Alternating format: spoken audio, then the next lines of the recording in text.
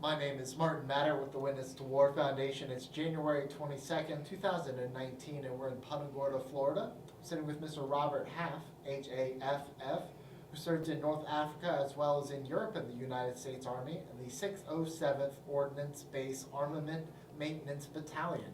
How are you doing today, Robert? Just fine. Glad to hear it. Thank you so much for joining me today. It's an honor. My first question is, where are you from originally?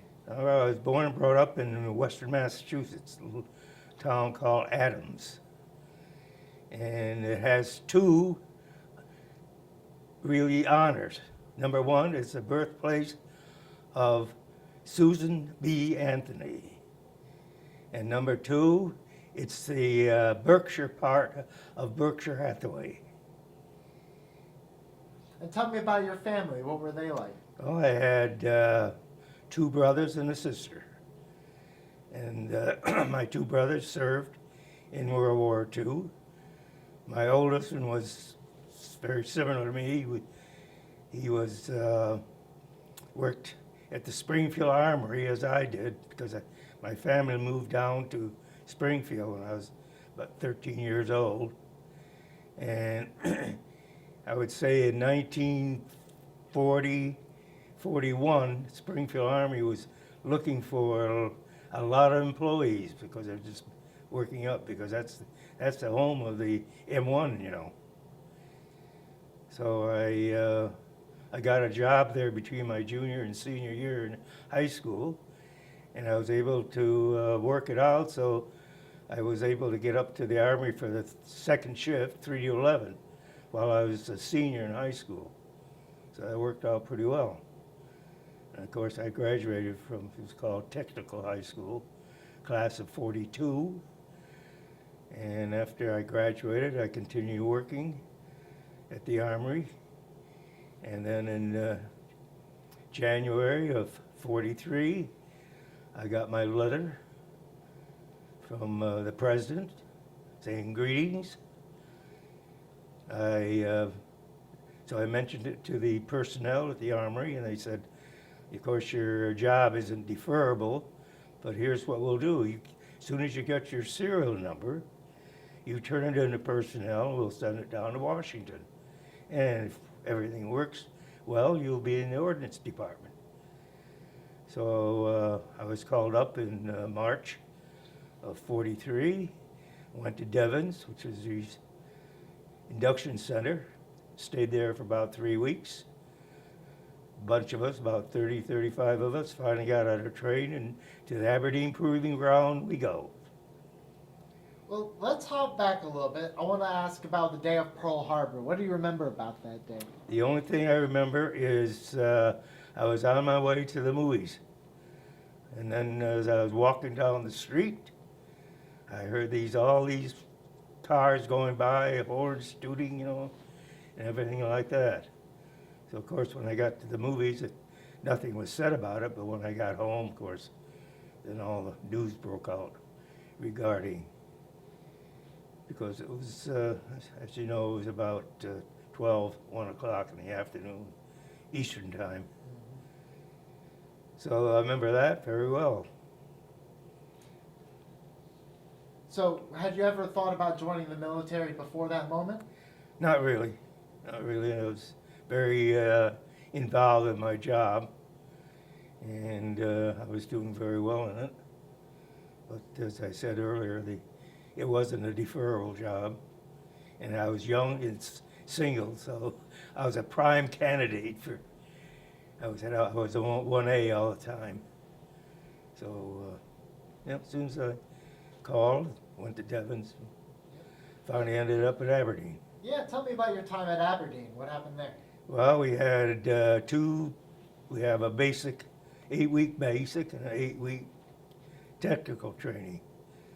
And a routine, you know, type of experience as far as military is concerned, close order drill and all that rubbish.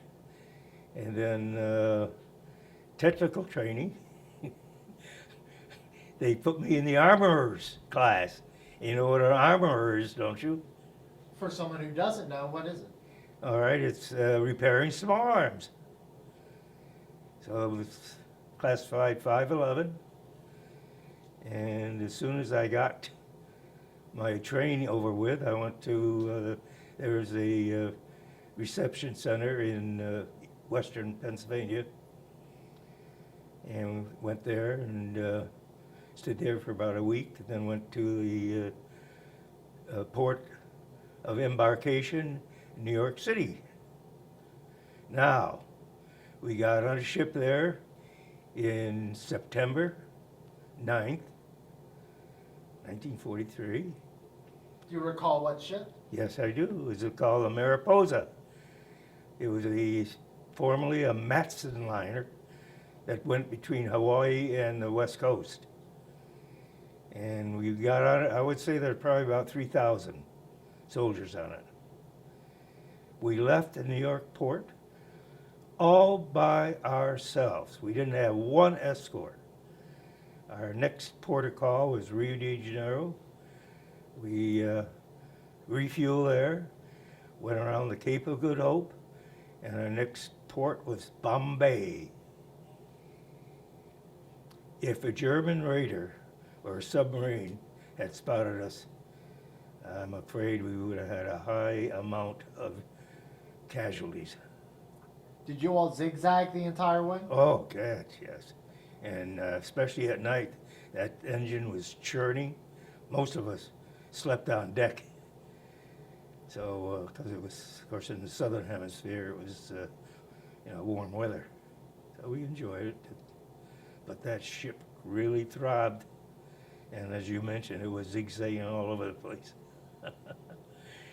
So when we got to Bombay,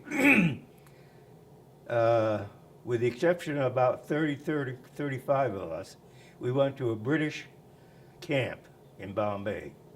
Stayed there for about a week or 10 days, while the rest of the ships went up to ever hear of the CBI theater? China, Burma, India? That's exactly right. So they went up there as replacements to that theater. The 35 of us left on a British transport from Bombay. Our next port of call was Port Suez. We got on landed there, got on GI trucks, 6x6s, took us to our camp. Camp was named Russell B. Huckstep. It's about 35 miles south of Cairo. And as I said earlier, I was a replacement, so the real action was, several months before, while Rommel was still fighting the British Eighth Army. Well, tell me about what the camp was like, just what you can remember about it. Huge. They had a general hospital there. They had an Air Force base there. In fact, the Air Force base, as I understand it now, is the Cairo International Airport. And listen to this, we had railroad repair shops. We had truck assembly lines in that camp. It was huge. And of course, as I mentioned, ours was a maintenance unit, so we worked on all kinds of things from, of course, my specialty was 45s up to 20 millimeter cannons. That was, I took my training in. But the rest of the unit, battalion, they repaired trucks, tanks, big stuff. So we were there for about, I would say spring 44. Then we got on a British transport and went through the Mediterranean. Had some close calls. I understand that we were in an escort, and about every night we heard those depth charges go off. We rattled a ship. Did you lose any ships to your knowledge? No, not that I know of, no. Yeah. With, Well, before we get into Europe, I do want to ask about the men in your unit. Who do you remember serving with? my first sergeant, the master sergeant that we had in our company is a small arms company. He was a regular Army. He was a 6-digit while the rest of us were 7 digits. So I knew those, and I remember the supply sergeant, blue-eyed, blonde, Italian, because he came from northern Italy, you know. So I knew him, and then, of course, I knew quite well the 35 or so of us that went over to. In fact, I got a picture here that we went over, the Red Cross took us over in front of the Sphinx, took our picture. So, yes, I remember them very strongly. In fact, one of them was see, I lived in Springfield, and he found out he lived in East Longmeadow, which is just a suburb of Springfield. So we got along very well. So you made it across the Mediterranean into Italy? No.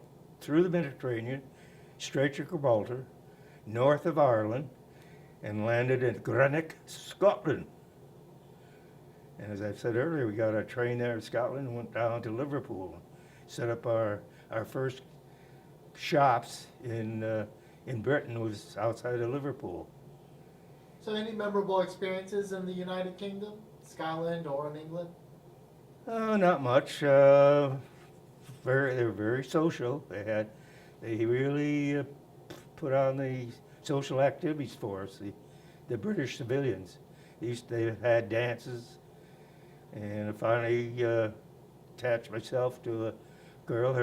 Her father was actually born in Philadelphia, and his family came back to England and settled. So every time I visited him, he was real interested, a joker too.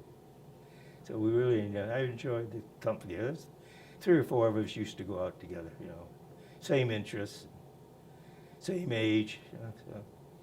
How did Liverpool do with all the bombings? Was it? Not so, no, it wasn't bad. It wasn't bad at all. Wasn't hit at all that we could see. Are you familiar with Liverpool? No. Never been. Our first place of sleeping was Aintree Racetrack, and we were sleeping in the stalls of the horses that won the Grand National.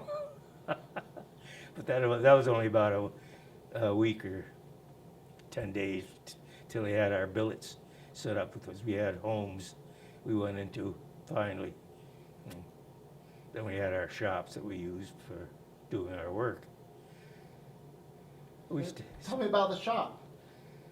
It was regular mechanic, benches and tools, and we mainly repaired, not so much the M1s, we repaired mainly like submachine guns and pistols. We repaired a lot of pistols, 45 Colts. The submachine guns were Thompsons? Is that right? Thompson submachine guns, yeah. Absolutely. Those were in a 45 caliber, right? Beg pardon? Those were 45 caliber? No. That's well, wait a second. Yeah, the machine guns were in, I think it was around 45. Yeah. Either 38 or 45. What seemed to go wrong with the Thompsons? The mechanisms. You know. Mechanism? Yeah, exactly. So we repair those quite a bit. Could you elaborate? I'd be interested in knowing. What went wrong with the mechanism?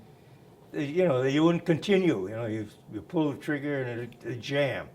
You know, receiver would jam, or the input would jam. So you had to, adjust them very fine, because otherwise the guy would pull the trigger and nothing would happen. So we mainly did those. But you said the M1s were pretty good. You didn't repair a lot of them, did you? Not too many of them, no. Why not? Because they had plenty of them. And they didn't want to spend the time, on the M1s to repair. They just put them in the pile, Those bolts never broke down or anything? The what? The bolts never broke down or anything? Oh, they're very reliable, M1s, very reliable. They should be, because I helped make them. So we stayed there. Now, the interesting area there, other than our everyday work hours, was near the end. I would say, let's see, I would say probably in May. We closed up our shop. We went down. Ever hear of Blenheim Castle? Blenheim Castle was the home of the Duke of, let's see, what is the Duke of? Well, anyway, he was, that's the castle that Churchill's come from. And they had a beautiful, huge castle, but the surroundings were all woods. And guess what are in those woods? All kinds of ammunition stores, loaded. And of course, we were there when when D-Day came out, and we helped load all these trucks. You know, they're heading for France. Duke of Marlborough. That was his name. Duke of Marlborough. Right. He was given the Blenheim Castle. And of course, his family was the Churchills. So that's where they stored a lot of the ammunition. All the supplies, but mainly ammunition, because see, they're underneath all these trees, so the Germans couldn't spot them. So we worked there for about, I would say, about 6-8 weeks. Before D-Day? Yeah, and during D-Day. Yeah. We did go over to France at about D plus 6 weeks. And let me ask you a question. Sure. Do you remember The Longest Day, the movie, The Longest Day? No, I've never seen The Longest Day. It's the day when it was D-Day. Of course. And the airborne, one of the airborne divisions, Red Buttons, ever hear of Red Buttons, the actor? Mm-hmm. He was the one that got caught on the hour clock in Sainte Marie Église. And of course, the movie shows him up there, and all of these compatriots are getting shot down below by the Germans. Well, we set up a camp about 5 miles outside of Sainte Marie Église, and that was our first base in France. And as I mentioned earlier, we're about there deep, about 6 weeks. As you made your way into France, did you see anything that really sticks out? Destruction or anything? Of course, the war is, they're already east of us fighting. And of course, I don't know if anybody mentioned to you, but did the term Red Ball Express mean anything to you? For someone who is not familiar, could you describe what that is?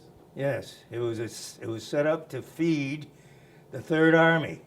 Patton was going so fast, he was running out of supplies.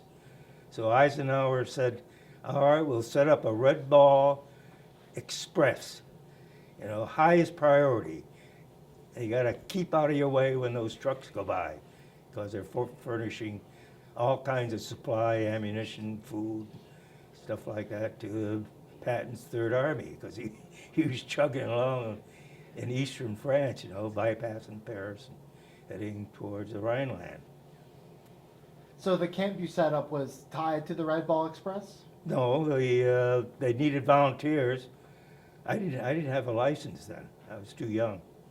So, but I would say about a dozen of the members of our battalion were signed up, volunteered, you call it, volunteer, for the Red Ball Express. So they were driving trucks for about, I would say about 4 to 6 weeks. You kept on maintaining arms? Oh yes, yeah, well, very much so. And how long did you stay at that camp? We stayed there till about, I would say about September. And September we packed up. One thing before I leave, St. Mary Église, as I mentioned, we were outside this town, and we were in a formerly dirigible hangar, and that's where all our trucks and big stuff was repaired. And then they had Quonset, you know what a Quonset hut is, right? The rest for others, maintenance groups that had a chance to, repair, have a place to repair. But this dirigible hangar, that's where we repair all the tanks, big stuff, tanks, trucks, so forth. So we stayed there till, I would say, probably early September, so in the early fall. Our next port was Nancy, France. Ever hear of Nancy? Ever hear of Metz? We were about 30 miles south of Metz in the province, Alsace-Lorraine province area. And we set up a shop there, and it was mainly they made electrical motors there in peacetime. So we cleaned that out and set up our shops there. So at that time, as I mentioned before about small arms, they decided to, as far as our unit was concerned, to discontinue repairing small arms, and our company was transferred, and we were maintenance trucks and tanks. That's because trucks were very, very needed, very highly, So that's what we did. We started repairing the big stuff. However, when we were there about a month, we got an influx of German POWs, and we used them to do the heavy work, and we just supervised them. What was the heavy work?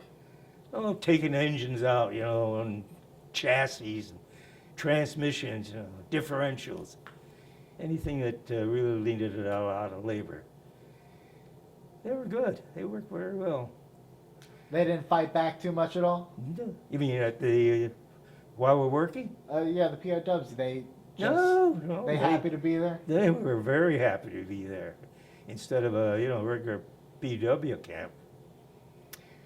One thing we noticed is near the end of the time we were there, the Stars and Stripes, the magazine, newspaper. All right, this one day they came out with a map of the partition of Germany on the front page. We took the front page, put it on the bulletin board in the shop. These Germans rushed over, and you could tell if they had a smile on their face, they were in the 3 Western zones. If they had a scowl on their face, they were in the Soviet zone. It's almost like yesterday I can remember that. What a facial expression they had. So as you made your way through France, through that number of camps, did you encounter any French civilians at all? Oh, yeah. And do any of them stick out in your mind? Yeah, I had a girlfriend there. Lived outside of Nancy. They had about 10 miles outside of Nancy. They had a big brewery, and they started to manufacture beer. Of course, we supplied all the materials, but they manufactured beer for all the the PXs. And in fact, near the end, after the war had ended, I was named the head of the PX. So it was my job to drive down there and get my beer and bring it back. And once again, I had German POWs that were helping, did the grunt work. That was very nice. And a sideshow on that was our unit after VE Day. They started to ship units back either to the Far East or back to the States.